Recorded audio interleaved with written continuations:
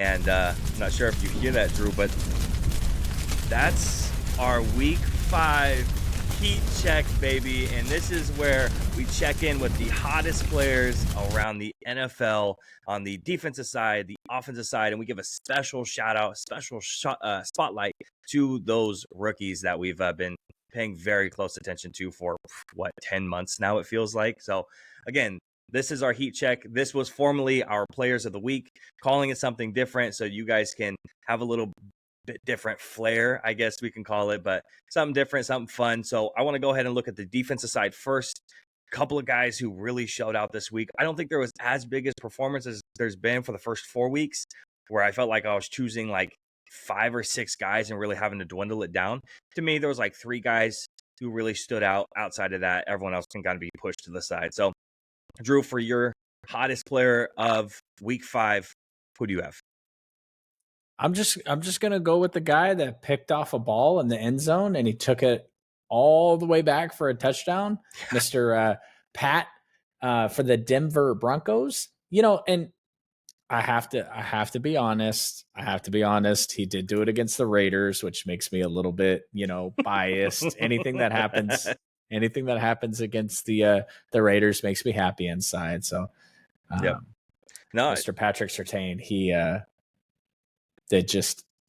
it was crazy watching him run down the field. I'm like, my goodness, look at this man gallop. He looks like Derrick Henry out there with that big old he's gliding strong. Yeah, I'm just like, wow, look at this guy go.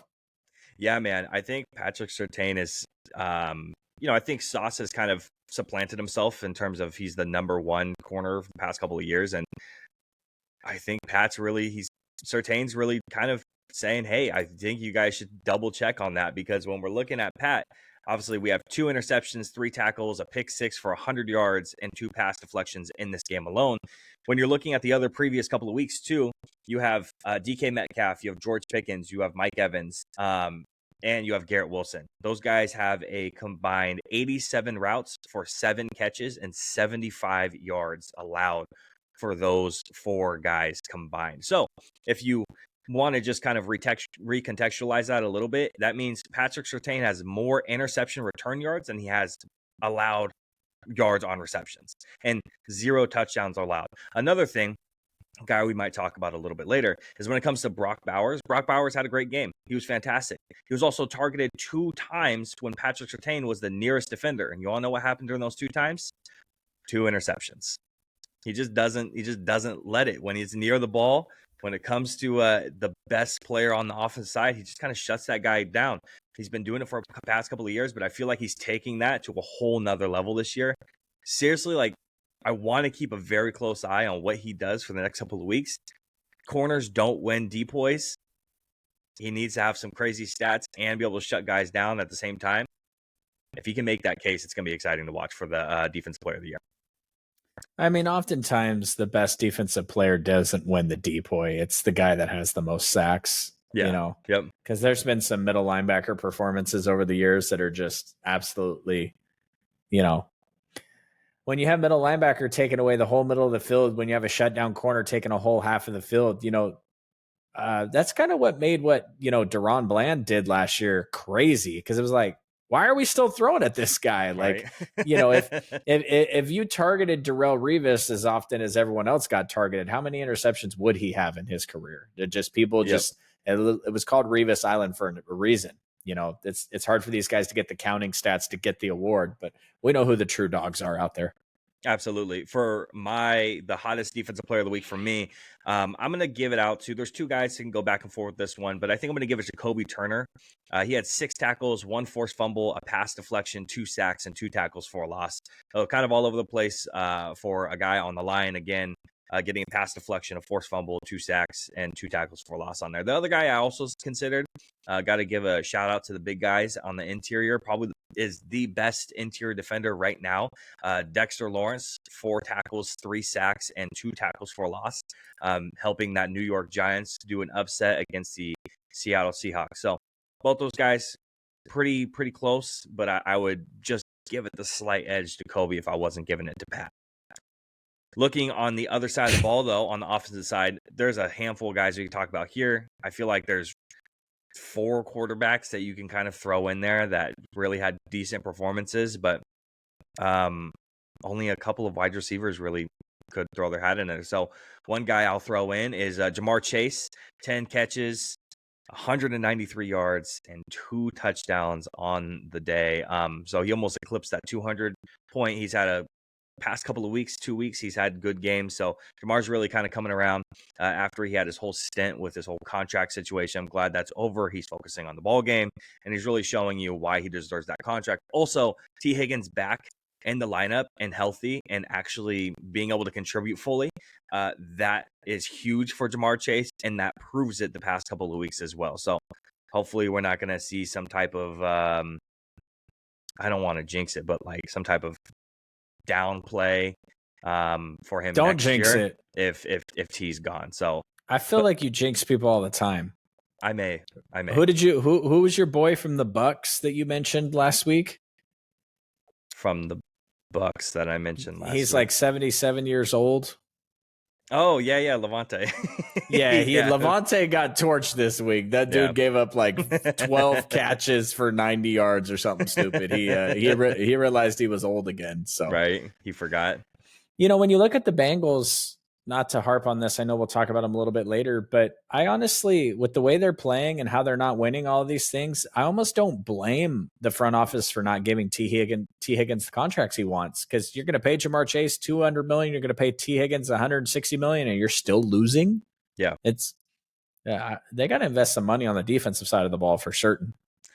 No, absolutely, I agree with you. When it comes to those offensive guys, who's the hottest player of the week for you for week 5? I wanted to go with a guy that, we talk about him as if he's arrived, and he really hasn't done much yet. And then he had this massive game, and that's going to be Drake London for the Atlanta Falcons. He caught 12 of 13 targets. He had 150 yards and a touchdown. And then the coolest thing happened, he gets hurt and he comes off the field for one play. And then this dude that's been in the league for a million years and only had one catch this season houses the ball, and to win the game, and he's in tears. And it was great. It was a great game to watch. And Kirk Cousins picked apart that defense. He just picked them apart. Now I know they got a bunch of injuries, but I'm going to go with Drake London. Shout out, having a huge game. That team is filled with what ifs. That team is filled with Bijan. We think Bijan is a superstar, but he's losing carries to Tyler Algier, and we think Kyle Pitts is the next whatever. We've never really seen a player like him before, but he's not really doing anything. Shout out to him. I think he had 50 or 60 yards this week. And then Drake London, we just assume, but then he hasn't even been Kirk's favorite target. The number 2 out there has been, what's his name? Darnell Mooney. Damn. I hate when I do that. But yeah, shout out to Drake London. It wasn't the biggest performance of the week on offense, but it was definitely the most surprising, considering the fact that he hadn't put up a stat like that previously, stat line like that. Before we get into our rookies, question about Kirk Cousins, 42 of 59, 509 yards and 4 touchdowns, obviously huge week. But when it comes to his first couple of weeks of performance and now, how much stock do we put into the quarterback play for the first 4 weeks compared to this week? Because we don't really see a whole lot of starting quarterbacks play a lot in the preseason. Are they like treating those first 4 weeks as like warm-ups almost? Like, are the coaches easing them in and limiting the playbooks a little bit before they really go all out for the next couple of weeks? Like, because all of a sudden week 5, we had a ton of big plays for quarterbacks. Joe Burrow, Lamar Jackson, Kirk Cousins. Lamar's been playing great. CJ Stroud had a good game as well. So Dak had over 300 yards. So there was a lot of guys who went over 300 this week. When we're sitting here talking 3 weeks ago, Mel Kiper's on ESPN screaming at the sky and angry, saying too high safety. So what do we got? This is Jay Gruden, Kirk Cousins' offensive coordinator when he was with the Washington football team. At least we got a 3rd-round supplemental draft pick for Kirk. Sounds like Jay Gruden might still be a little salty that the Washington football team let Kirk go. Right. All right. Moving into our hottest rookies. To answer your question, I apologize. I honestly, I don't take much of anything that happens with Kirk this season as what's going to be his, what he's going to be going forward. Obviously, the flip side of that is Michael Penix sitting on the bench, but you're talking about a player that didn't move well to begin with. Then he has an Achilles injury. Look at Aaron Rodgers. Aaron Rodgers looks absolutely terrible. Yeah. Like now that he can't move, I'm gonna give the viewers a little spoiler alert. Aaron Rodgers is going to be able to throw the football the way he does 20 years from now. Yeah. I guarantee you that Jerry Rice could still get out there and run in a straight line. Aaron Rodgers is going to be able to zip the ball like he has for the rest of his life, but the mobility is gone. Yeah. And it's not coming back at age 40. And similar to Kirk Cousins, you come off that injury, the first 4 weeks, you throw him in the trash because everybody was anointing the Saints, the playoff team in that division. Now they're 2-3. Now all of a sudden you look at the standings now, it's like, well, the Falcons are on a roll and they've dropped a couple games and they've gotten battle tested, and their defense, they got AJ Terrell out there. They got a terrific safety. They had the NFL Defense Player of the Week last week. They're starting to ratchet up at the right time, and that division is hella competitive. So it's going to be pretty exciting to watch going forward.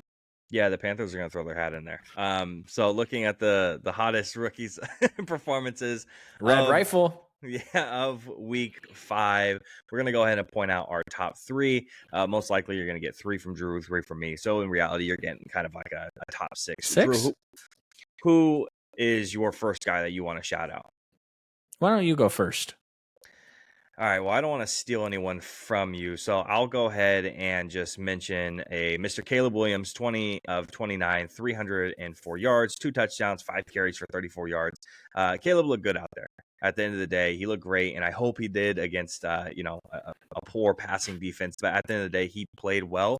5 weeks into the season, his 5th game in the league, and he really showed out. So we talked a little bit about Caleb and the Chicago Bears and the play calling and how piss poor it's been. So to have Caleb actually have a good game and look like what he's supposed to look like has been exciting to watch. So shout out Caleb for my first one. Yeah, I'll stay quarterback. We've talked about him every week, it feels like, and we're going to continue to talk about Mr. Jayden Daniels. What really impressed me this week is that he didn't have the 85% completion rating performance. He did have a pick, in the end zone, in the red zone. And he just did what he needed to do for his team to win.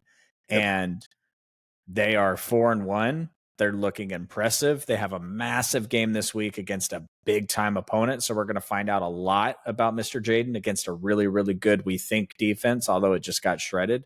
Yep. Don't think it's getting shredded 2 weeks in a row. So we'll definitely see what's coming. But Jayden Daniels has been fantastic.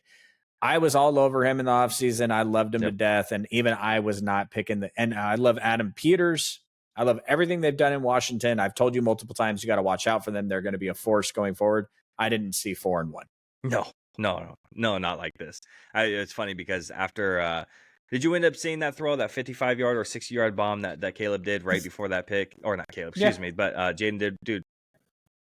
I was just saying, like, oh yeah, Jayden just had the second best throw, in the NFL, right behind, obviously the week 1, a throw with, dude, I'm totally spaced. Quarterback for the Colts, Anthony Richardson off his back foot. Yeah, off his back foot. Still probably the best. What college did he go to though?